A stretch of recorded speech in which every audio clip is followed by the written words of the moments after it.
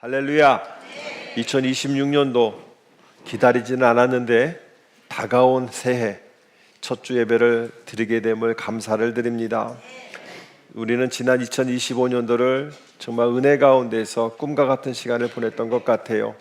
2025년도는 기적의 한 해였습니다.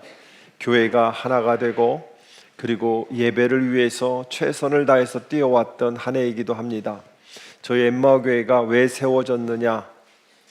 목적은 하나밖에 없습니다. 예배 때문에 세워진 겁니다. 하나님이 예배케 하시려고. 우리 아이들이 얼마나 예배를 잘 드리는지 모릅니다. 우리가 크리스마스 때 하나님이 제일 원하시는 게 뭐냐고 물어봤을 때 우리 예성이가 예배요 이렇게 얘기를 합니다. 예배요. 아이들이요 얼마나 은혜가 높은지 모릅니다. 이번에 겨울 수련회 때도 얼마나 큰 은혜가 있었는지 정말 아이들 한 명 한 명 간증케 하고 싶어요. 우리가 도전이 됩니다. 저는 2025년도를 감격으로 지나왔습니다. 조마조마한 마음도 없지 않아 있었지만 그 마음보다는 하나님의 일하심을 기대했습니다. 그리고 예배에 최선을 다했습니다. 이런 교회가 어디 있습니까? 요즘 시대에 월화수목금토 새벽 예배, 수요일 예배, 금요 예배, 주일 예배, 목장 예배, 정말 예배에 최선을 다한 교회였고요. 우리 아이들도 최선을 다하는 1년의 세월을 보냈습니다. 예배가 삶이 되고 삶이 예배가 되게 하라. 이 표가 1년만 가지고서는 안 될 것 같아서 올해도 그 표를 가지고 갑니다. 예배는요 하나님 앞에서 우리가 누릴 수 있는 큰 복입니다. 예배는요 하나님의 은혜를 경험하는 자리이기도 하지요. 올해도 여전히 저희 교회는 예배를 최선을 다하는 예배를 세우는 교회가 될 것입니다. 작년보다도 더 성숙한 믿음의 예배를 드릴 것이고요. 작년보다도 더 성숙한 예배를 드리는 성도들이 모이는 교회가 될 것입니다. 작년과 같은 예배를 드리진 않을 것입니다. 왜냐하면 작년과 같은 예배를 드린다고 한다면 우리는 퇴보하는 것입니다. 성장이라는 것은 더 나은 것이 성장입니다. 같은 것은 성장이 아닙니다. 같은 것은요 퇴보하는 것이지요. 우리는 더욱 예배의 의미를 깨달아야 되고요. 하나님이 받으시는 예배를 위해서 우리는 최선을 향해 나아가야 된다는 것입니다. 오늘 욥기를 통해서 우리는 새해 첫 말씀을 미약한 예배자에서 창대한 예배자로 우리가 선포하고 나갈 것입니다. 오늘 욥기 8장 우리 7절 말씀 한번 보세요. 처음에는 보잘것없겠지만 나중에는 크게 될 것이다. 우리가 잘 알고 있는 버전은 이거죠. 내 시작은 미약하였으나 내 나중은 창대하리라. 이것이 어디에 많이 붙어 있죠? 식당이나 사업체가 붙어 있죠. 여러분 다시 한번 말씀드립니다. 중요한 겁니다. 성경에 써 있는 것이라고 해서 그것이 하나님의 말씀이 아닌 것도 있어요. 무슨 말이냐? 빌다시한 얘기예요. 이 얘기는 하나님이 선포하신 얘기가 아니라 빌다시한 얘기입니다. 내 시작은 미약하였으나 내 나중은 창대하리라. 물론 하나님께서는 이 말의 의미를 욥이 깨닫게 해서 새롭게 우리에게 다가오게 하지만 여러분 성경에 있는 말들 중에는 사탄이 한 말도 있습니다. 사탄이 한 말도. 자, 욥기 1장으로 한번 가보세요. 여러분들 이거 잘 들으셔야 돼요. 이게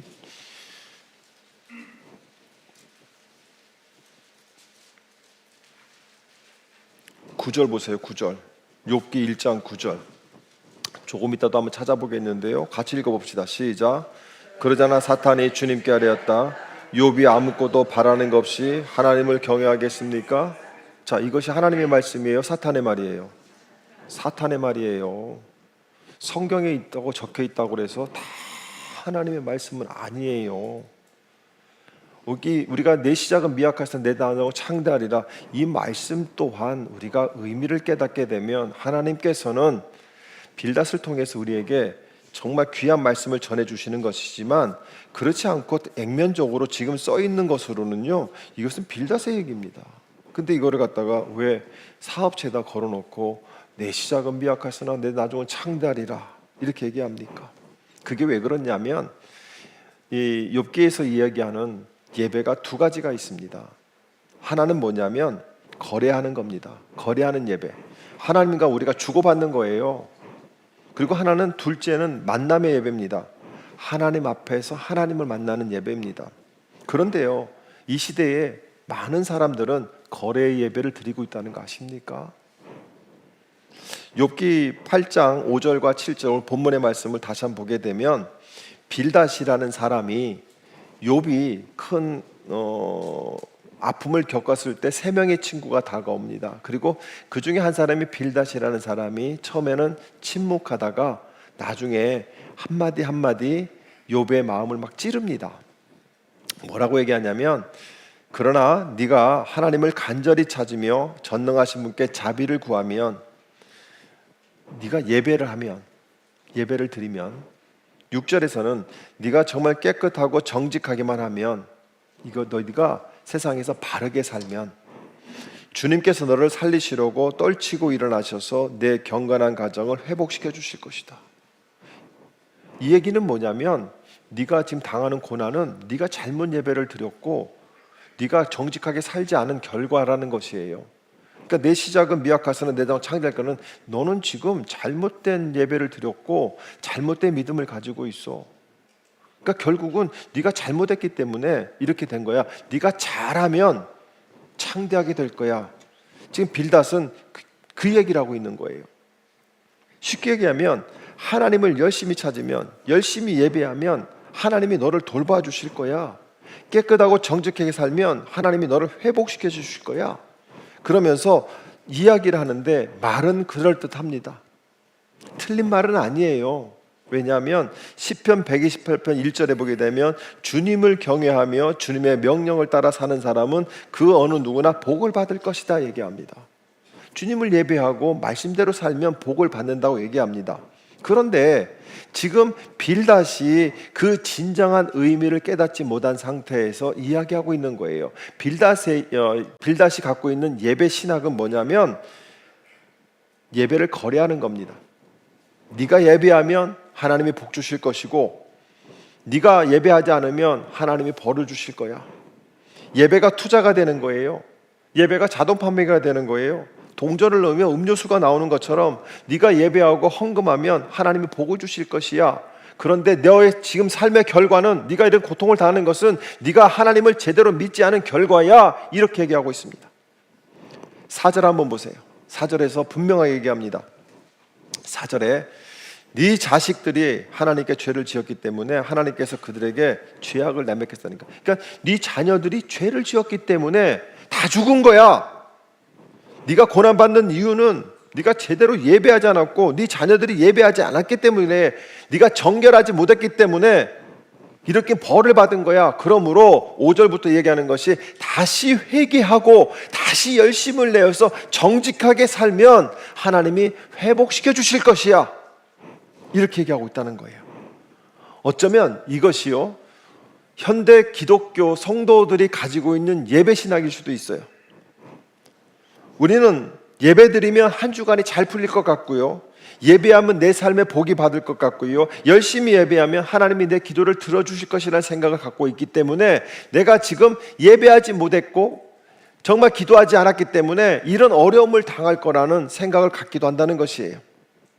예배가 평안을 줄 것 같고 예배가 문제 해결의 통로가 될 것 같고 예배가 축복의 문을 여는 것 같을 거라는 생각을 가지고 있는데 틀린 이야기는 아닙니다.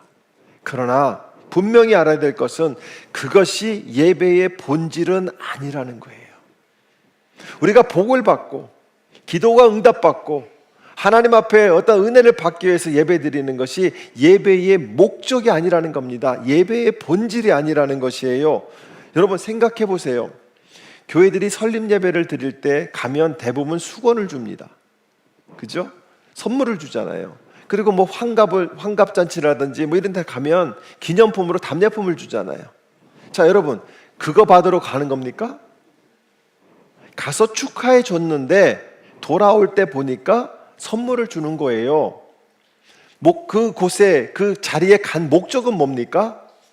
축하하러 가는 거예요. 그 사람 만나러 가는 거예요. 근데 돌아올 때에 그 사람이 고맙다고 뭘 하나 지어줬는데 집에 오니까 수건이야. 여러분, 예배의 본질은 우리가 하나님을 만나는 겁니다. 한번 생각해 보세요. 예배를 통해서 얻는 선물이 예배의 목적이 되어서는 안 된다는 겁니다. 기념품과 같은 것이 우리의 삶의 예배의 목적이 되어서는 안 된다는 거예요. 예배의 본질이라고 한다면, 그것이 예배의 본질이라고 한다면 우리는 이렇게 이야기할 수도 있어요. 예배를 드렸는데 일이 안 풀려. 그렇게 열심히 봉사하고 그렇게 헌신했는데 병에 걸렸어.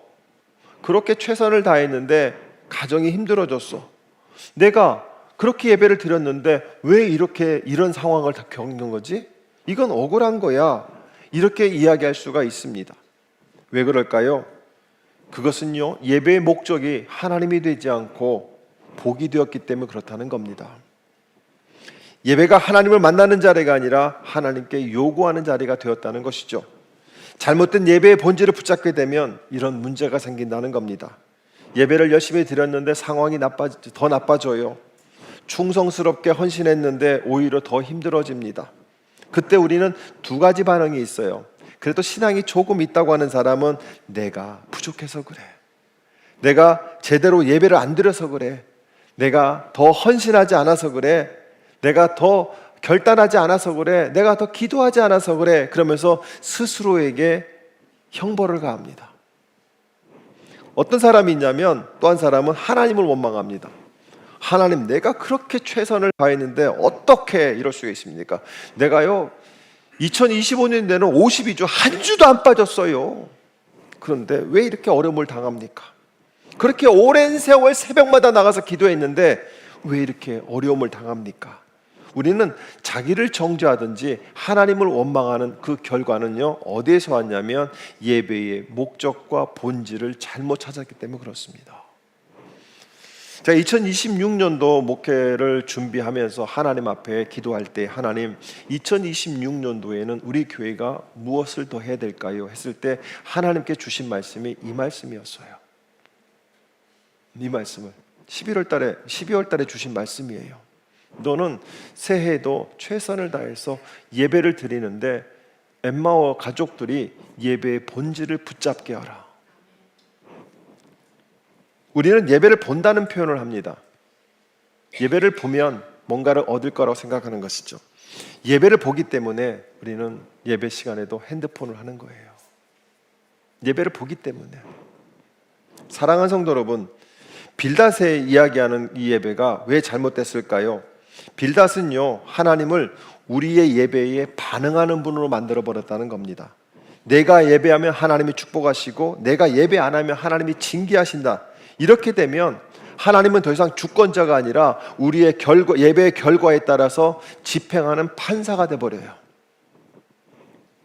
두 번째로 빌닷이 이야기한 것은요, 빌닷이 얘기하는 예배는요, 예배의 목적이 하나님에게서 복으로 바꾸는 겁니다.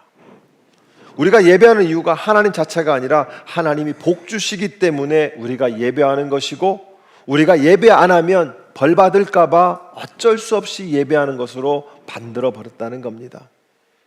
이것이 어찌 보면 현대 기독교가 이렇게 약해지고 세상으로부터 멸시를 받는 이유 중에 하나가 예배의 본질을 잘못 붙잡았기 때문이 아닐까, 저는 그렇게 생각을 합니다. 여러분, 빌닷이 얘기했던 것이 이 거래의 예배가 누구의 생각일까요? 그것은요, 사탄의 생각입니다. 한번 1장으로 한번 가보세요. 아까 찾았던 거 1장 9절입니다. 1장 9절에 보게 되면, 그러자 사탄이 주님께 아뢰었다. 욥이 아무것도 바라는 거 없이 하나님을 경외하겠습니까? 이야기는 뭐냐면, 하나님이 욥은 당대의 의인이다, 내 종 욥을 보았느냐. 그러니까 사탄이 얘기하는 거예요. 하나님이 복 주니까 걔가 하나님 믿는 거지. 하나님 복을 안 주면 걔가 믿었겠어요? 그랬더니 하나님이 아니다 그랬더니, 정말일까요? 그러면 욥이 가지고 있는 걸 다 뺏어버려도 욥이 하나님을 섬길까요? 이 도전에 하나님이 해봐라 한 겁니다. 해봐라. 여러분, 사단의 생각이 이 빌닷의 생각과 똑같다는 겁니다. 믿음의 사람이에요. 빌닷은 그 하나님을 얘기하는 사람이에요. 그리고 하나님의 마음이 이럴 것이라고 얘기했던 사람인데 그 이 예배에서 나오는 이야기가 사단의 이야기하고 똑같다는 겁니다. 여러분, 정신 바짝 차리세요. 우리가 하나님을 믿는다고 하면서도 사단의 생각에 끌려갈 수 있다는 겁니다. 예배를 쉰다, 성경에 없는 이야기인데 많은 사람들이 예배를 쉰다고 합니다. 교회를 쉰다고 얘기해요. 사단의 생각입니다. 우리는 쉬는 사람이 아니라 예배하는 사람들입니다. 예배하는 사람들. 사람 보고 교회가, 하나님 보고 교회 가지. 여러분, 제가 하나님입니까? 여러분이 하나님이세요? 아니잖아요. 사람 보는 거잖아요. 사단은 그렇게 하니까 사람 보고 가는 게 아니라 하나님 보고 간다고. 틀린 것 같지만 맞기도 해요. 맞기도 하지만 틀리기도 합니다. 우리는 하나님을 보고 사람을 보는 거예요. 그러나 가서 보니 사람이 있는 거예요. 근데 하나님이 뭐라고 합니까? 그 사람을 사랑하고 섬기라고 얘기합니다. 안 볼 수 있어요, 없어요? 봐야 돼요. 하나님은 얘기하는 거예요. 저 사람한테 하는 것이 곧 나한테 하는 거야. 그러니까 네가 박주연이를 이쁜 눈으로 바라보면 그 이쁜 눈은 곧 나를 바라보는 거야. 성경은 그렇게 얘기하고 있어요. 근데 마귀는 뭐라고 합니까? 사람 바라보지 마. 예배만 드려. 친교하지 마. 예배만 드려. 그게 이 교회 안에 엄청 들어와 있어요. 저는 그것을 깨부실 겁니다. 왜요? 하나님이 우리 교회에 그걸 원하시기 때문에요. 근데 욥은요, 참 신기한 것은 이런 고통 속에 욥은요, 깔끔하게 그 친구들처럼 깔끔하게 말을 하지 않고요, 욥은요 울부짖습니다. 막 질문합니다. 때에 따라서는 하나님한테 따져 묻기도 합니다. 그런데요, 놀라운 것은요, 욥이 하나님께 따지면서도 욥은요 하나님을 떠나지 않습니다. 자식이 다 죽었잖아요. 쫄딱 망했잖아요.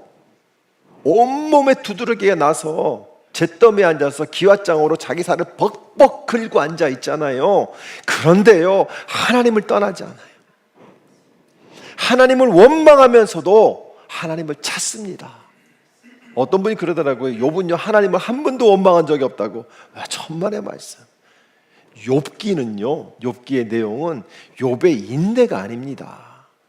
욥기를 통해서 하나님이 발견하고자 하는 것은, 우리가 깨닫게 하고자 주신 것은요 욥의 인내가 아니에요. 결론적으로 여러분 좀 이따 나올 겁니다. 욥기의 목적은 단 한 가지입니다. 여러분, 욥기 13장 15절 한번 가보시기 바랍니다. 욥기 13장 15절. 욥기 13장 15절. 우리 큰 목소리로 같이 읽어볼까요? 15절입니다. 시작. 나로서는 이룰 것이 없다. 그러나 내 사정만은 그분께 아뢰겠다. 옛날 개역개정에 이렇게 번역했어요. 그가 나를 죽이신다 하여도 나는 그를 의지하렵니다. 이게 무슨 뜻이에요? 복이 없어도, 응답이 없어도, 이해가 안 돼도, 내가 하나님의 뜻을 이해할 수 없어도 나는 하나님을 떠나지 않겠다. 하나님을 예배하겠다는 겁니다. 이것이 진짜 예배라는 것이에요. 빌닷의 예배와 욥의 예배를 비교해 보게 되면 빌닷은 이렇게 얘기합니다. 네가 깨끗하고 정직하게만 하면 하나님이 너를 돌볼 것이다. 조건부 예배입니다. 내가 예배하면 하나님이 반응하실 것이다. 만약에 빌닷의 예배가 정말 성경적이라고 한다면 각 교회에서 가장 부자는 누가 될까요? 담임 목사가 돼야 돼요. 왜요? 모든 예배를 인도하잖아요. 눈 뜨면 예배하잖아요. 여러분 저만큼 예배하십니까? 근데 저보다 부자가 많잖아요. 이거 말이 안 되잖아요. 예배하면 부자가 된다고 하면 제가 최고 부자가 돼야 돼요? 아니잖아요. 여러분, 미국에 있는 목회자들, 침례교로 하게 하겠습니다. 850교회 미국 전체의 침례교 목회자들 중에 제 날짜에 정해진 사례비를 받는 목회자가 몇 프로나 될 것 같습니까?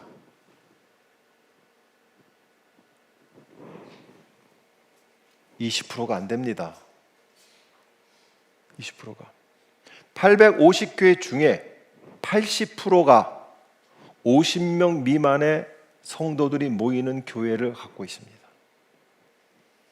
그리고 그 80% 중에 60%, 70% 이상이 30명 미만의 교회입니다. 목회자들의 평균 사례비가 1년에 15,000불입니다. 그렇게 예배를 드리는데 목회자들은 왜 가난해야 됩니까? 여러분, 빌닷의 개념 속에서 예배를 바라보게 되면 우리는 혼돈에 빠질 수밖에 없습니다. 그렇게 어려운 상황 속에도 목회자들이 목회를 하는 이유는 욥의 예배를 보기 때문에 그래요. 욥은요, 나를 죽이신다 하여도 나는 그를 의지하겠다는 거예요. 무조건적인 예배입니다. 복이 있든 없든, 세상이 이야기하는 복이 있든 없든, 목회를 하면서도 이해가 되든 안 되든 나는 그분을 예배하겠다는 겁니다. 예배 대상이 바뀐 거예요. 예배 대상이 다른 겁니다. 예배의 본질이 다른 겁니다. 빌닷이 지금 세상이 이야기하는 예배의 대상은 복이었습니다. 하나님이 그냥 복을 주시는 분으로만 여겼다는 것이에요. 그러나 성경이 이야기하는, 욥을 통해서 하나님이 이야기하시는 것은 예배의 대상은 하나님이시라는 겁니다. 욥은 조용히 감사만 하는 예배가 아니라 욥은 하나님께 매달리는 예배를 드렸어요.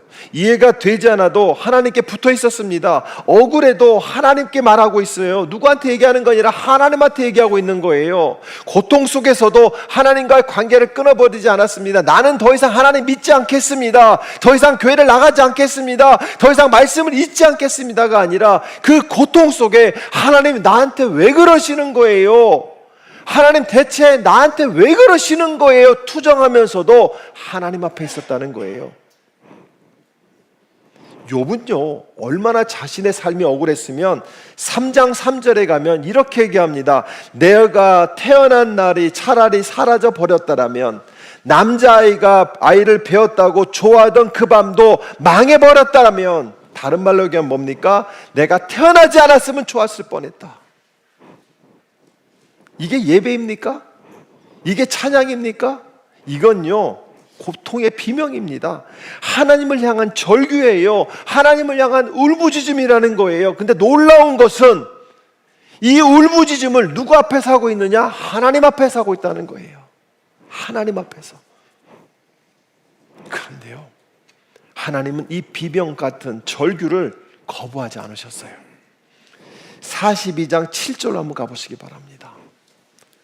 42장 7절. 욥기 42장 7절입니다. 같이 읽겠습니다. 42장 7절 시작. 주님께서는 욥에게 말씀을 마치신 다음에 대만 사람 엘르바스에게 이렇게 말씀하셨다. 내가 너와 내 두 친구에게 분노한 것은 너희가 나를 두고 말할 때에 내 종 욥처럼 옳게 말하지 못하였기 때문이다. 자, 보세요. 이게 참 아이러니한 게 뭐냐면, 이 세 명의 친구들이 한 이야기들이요, 우리의 관점에서 보면 틀린 것이 하나도 없습니다. 전혀 틀린 게 없어요. 다 맞는 말입니다. 그런데요, 욥의 반응은 우리의 입장에서 보게 되면 하나도 이치가 안 맞아요. 어떻게 하나님 앞에서 내가 태어나지 않았으면 좋을 뻔했습니까? 어떻게 그런 말을 할 수가 있어요? 욥은 했어요. 그런데 하나님은 뭐라고 하냐면, 하나님은 욥이 맞다는 거예요. 너희들이 틀렸다는 거예요. 그 이유가 뭐냐면, 빌닷과 그 세 친구는 하나님에 대해서 말하고 하고 있어요. 그런데요, 욥은요, 하나님께 말하고 있는 거예요. 빌닷은요, 예배의 공식을 만들어냈지만 욥은요, 예배의 관계를 만들어내고 있는 거예요. 빌닷과 이 사람들은 예배를 본다는 표현을 스스럼없이 하고 있지만, 찬양이 좋았네, 말씀이 좋았네, 기도가 좋았네를 따지고 있지만, 욥은요, 그런 것과 상관없이 하나님만 바라보고 있었다는 겁니다. 사랑하는 성도 여러분, 욥은 이런 어려움 속에서 그가 간절히 구한 것은요, 죽은 자식들을 살려주시고 망했던 집안을 일으켜달라고 한 번도 구한 적이 없습니다. 욥이 원했던 것은 한 가지밖에 없어요. 그 상황 속에서 19장 25절로 갑니다. 욥기 19장 25절. 19장 25절. 그러나 나는 확신한다. 소리내서 읽으세요. 시작. 그러나 나는 확신한다. 내 구원자가 살아계신다. 나를 돌보시는 그가 땅 위에 우뚝 서실 날이 반드시 오고야 말 것이다. 내 살갗이 다 썩은 다음에라도, 내 육체가 다 썩은 다음에라도 나는 하나님을 배울 것이다. 내가 그를 직접 뵙겠다. 이 눈으로 직접 뵐 때까지 하나님이 낯섰지 않을 것이다. 내 간장이 다 녹는다. 욥의 목적은요, 죽은 자식들을 살려주세요, 망한 사업을 돌이켜주세요가 아니라 하나님, 내가 하나님을 직접 뵙겠습니다. 예배의 목적은 이거예요. 복 받는 것이 아니라 하나님을 보는 것이었어요. 욥의 신앙이 바뀐 겁니다. 욥은요, 매일 아침마다 전날 자녀들이 혹시라도 하나님 앞에 범죄했을까를 염려하면서 자녀들을 위해서 매일 예배를 드렸던 사람이에요. 매일 가족을 위해서 매일 예배를 드렸던 사람이에요. 그것을 봤을 때 하나님은 당대의 의인이라고 얘기하면서 내 종 욥을 보았느냐 하고 칭찬했던 사람입니다. 그런데요, 욥이 지금 뭐라고 고백하는 거예요? 내가 그동안은 하나님을 알고 있었지만 이제는 내가 주님을 만나겠다는 겁니다. 고통을 통해서, 고난을 통해서 예배의 본질이 바뀌어버린 거예요. 하나님에 대해서 알고 있던 욥이 하나님을 만나고 싶어 하는 거예요.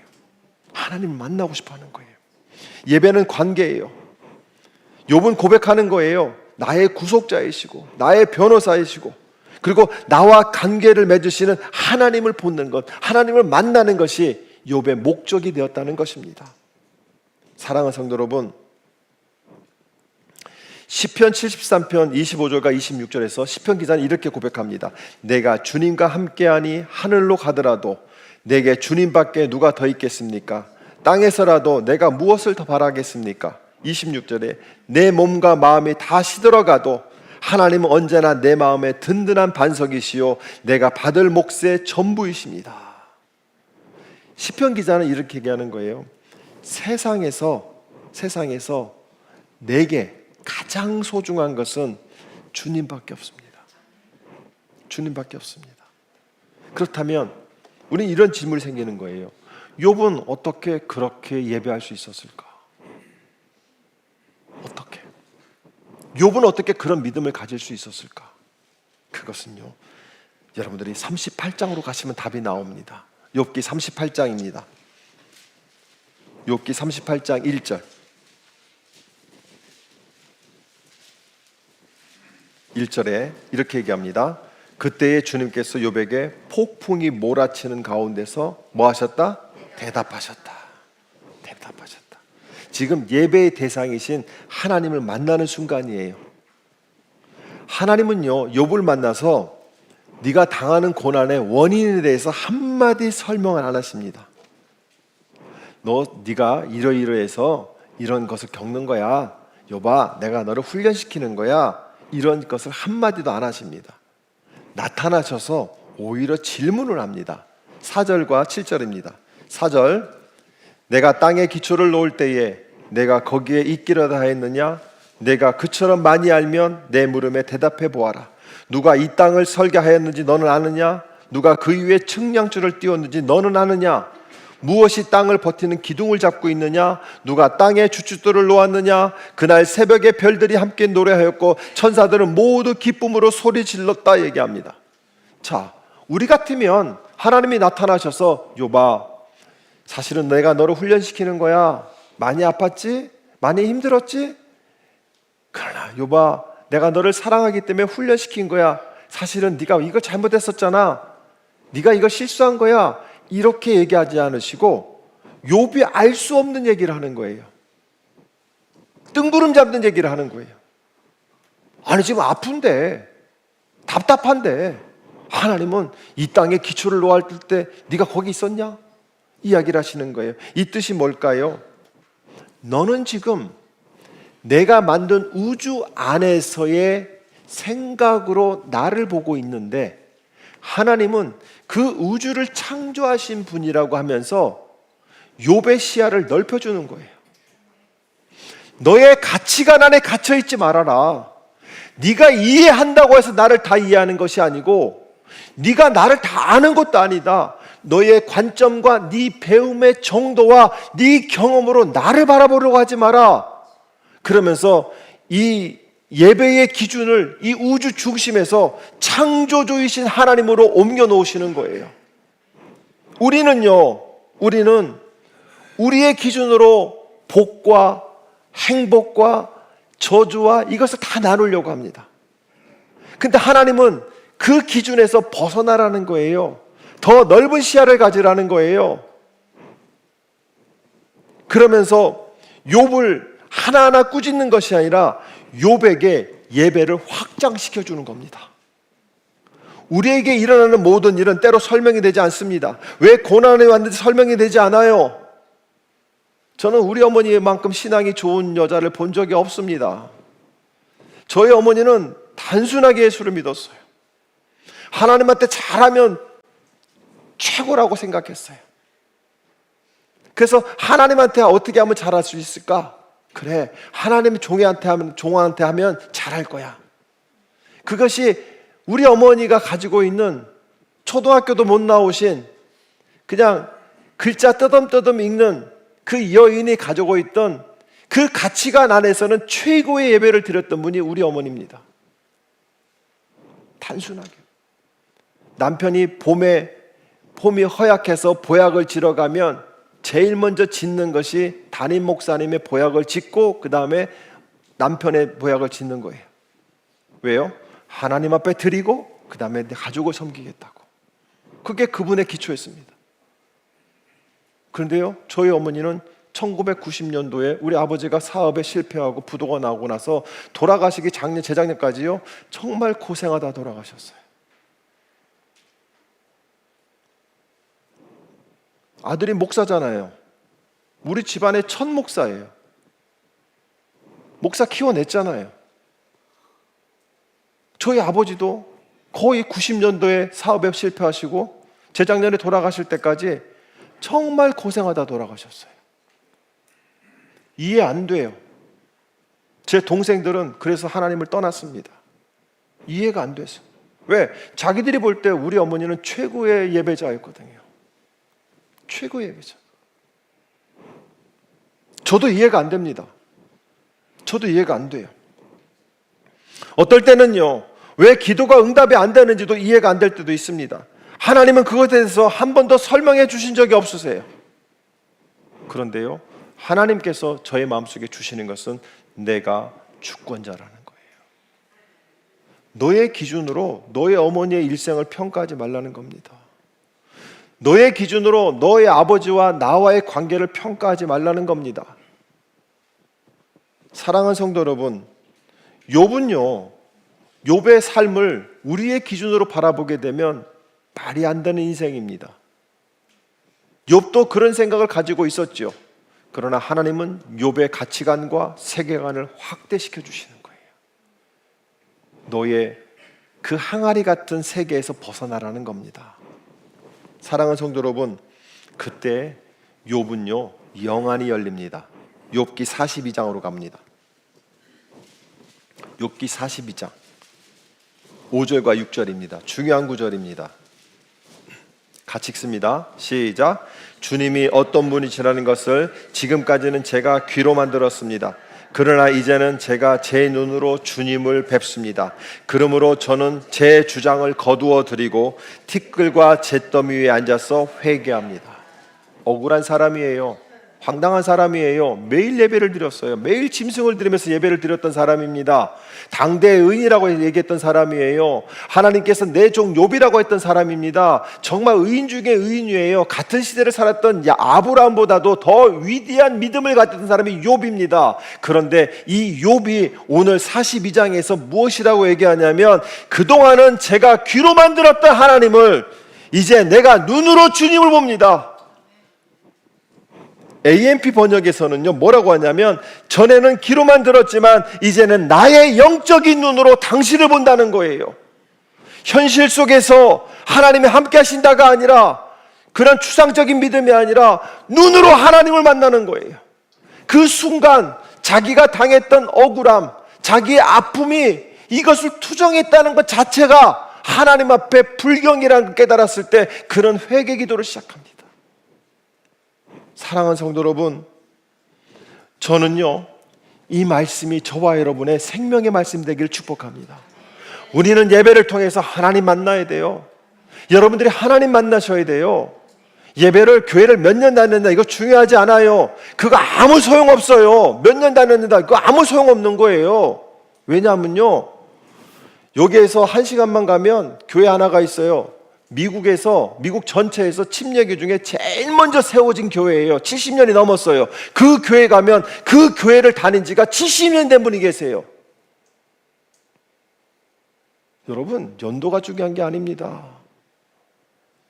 그 사람이 하나님 만났느냐가 중요한 거예요. 욥기는 하나님이 욥을 통해서 우리에게 도전하시는 건 뭐냐면, 귀로만 듣고 있던 너희가 아니라 영적인 눈으로 나를 만나라는 거예요. 사랑하는 성도 여러분, 놀라운 일이 일어나는 거예요. 그런데요, 영적인 눈으로 욥을, 하나님을 만나는 순간 욥은요, 사명을 얻습니다. 결과적으로 우리가 예배하는 목적이 하나님께서는 따로 준비해 놓으신 거예요. 첫 번째는 뭐냐면 영적으로 주님 만나는 거고, 주님을 만나는 순간 우리에게 주어지는 특권이 하나가 있는데, 그게 뭐냐? 42장 8절로 갑니다. 42장 8절 같이 읽어봅니다. 시작. 그러므로 이제 너희는 수송아지 7마리와 순양 7마리를 마련하여 내 종 욥에게 가지고 가서 너희가 용서받을 수 있도록 번제를 드려라. 내 종 욥이 너희를 용서하여 달라고 빌면 내가 그의 기도를 들어줄 것이다. 너희가 나를 두고 말할 때 그때에 내 종 욥처럼 옳게 말하지 않고 어리석게 말하였지만 내가 그대로 갚지 않을 것이다. 너희들이 잘났다고 떠들었던 그 이야기들이 사람의 눈으로는 다 맞는 말인데 하나님의 입장에서는 다 틀린 말이다. 너희들은 죄 지은 거야. 그런데 욥아, 네가 나를 영적으로 나를 만났다고 한다면 네가 해야 될 일은 뭐냐? 저들의 중보자가 되라는 거예요.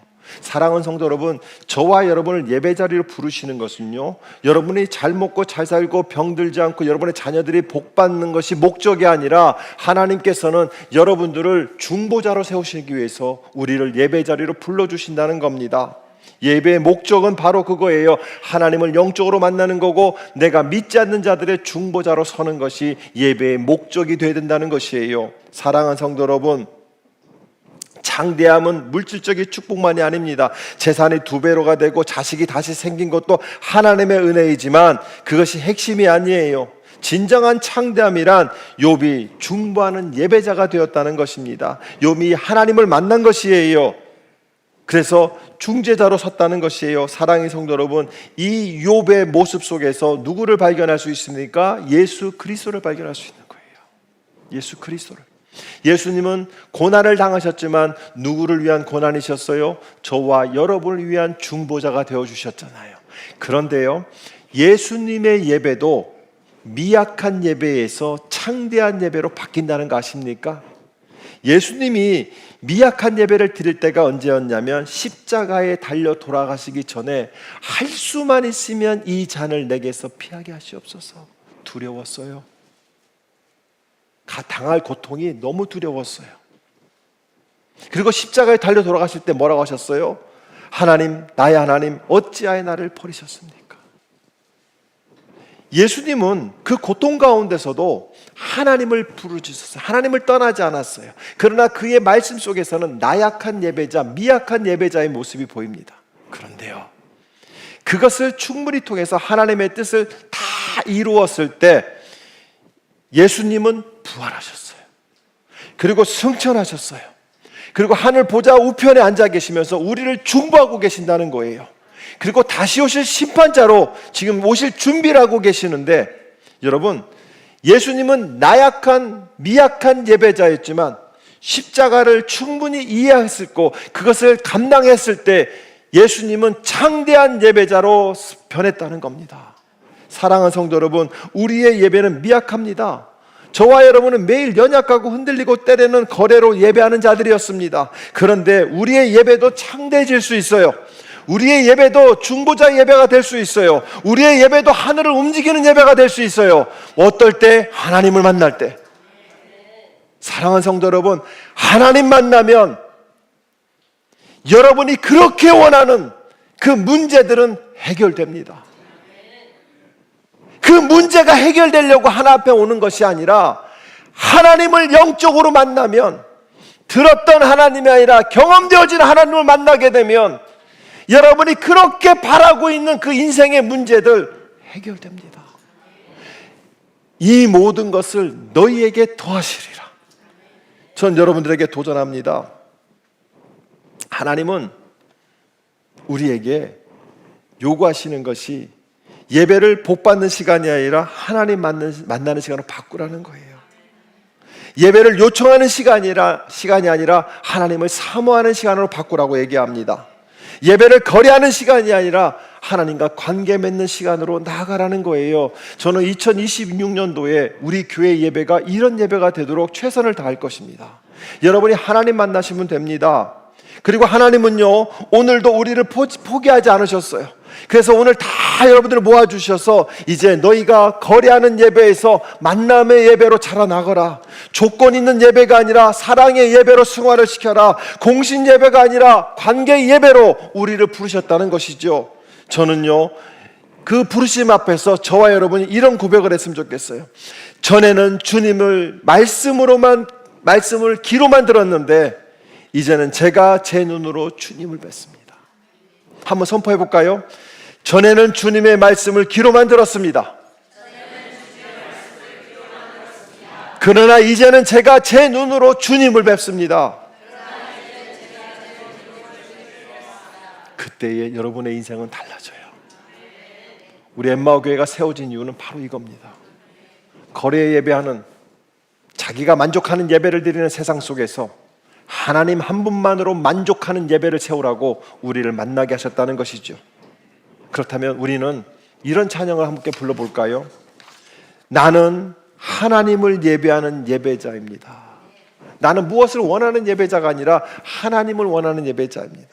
내가 서 있는 곳 어디서나 나는 하나님을 예배합니다. 여러분의 가정에서도, 여러분의 직장에서도 하나님을 예배하시는 예배자가 되셔야 돼요. 그 얘기는 뭐냐면 중보자가 되셔야 돼요. 여러분의 자녀들을 구원해 내셔야 돼요. 여러분의 가족들을 구원해 내셔야 돼요. 안 그러면 그들은요, 내일이라도 지옥에 갑니다. 불구덩이에서 영원히 타는 형벌을 당한다는 것이에요. 하나님은 우리를 예배자로 부르신 것은 그들을 구원해 내라고. 지금 이 땅에서 조금 건강하게 살고, 조금 편하게 살고, 조금 인컴이 올라가고, 조금 노후가 보장되는 것이 아니라, 그걸 구하는 것이 아니라 하나님은 여러분의 자녀들을, 여러분의 가족들을 구원해내라고 우리를 부르셨고, 예배의 목적은 바로 그것이라는 것이죠. 거룩한 은혜를 향하여 내 마음 완전히 하나님 향하여 이곳에서 바로 이 시간 하나님을 예배하는 저와 여러분에게를 축복합니다. 우리 찬양하시면서 속으로 결단합시다. 하나님 만나고 싶습니다. 하나님 경험하고 싶습니다. 하나님 예배를 통하여 나를 만나게 해달라고, 내 영안이 열려서 주님 보게 해달라고 우리 찬양하면서 함께 나가겠습니다.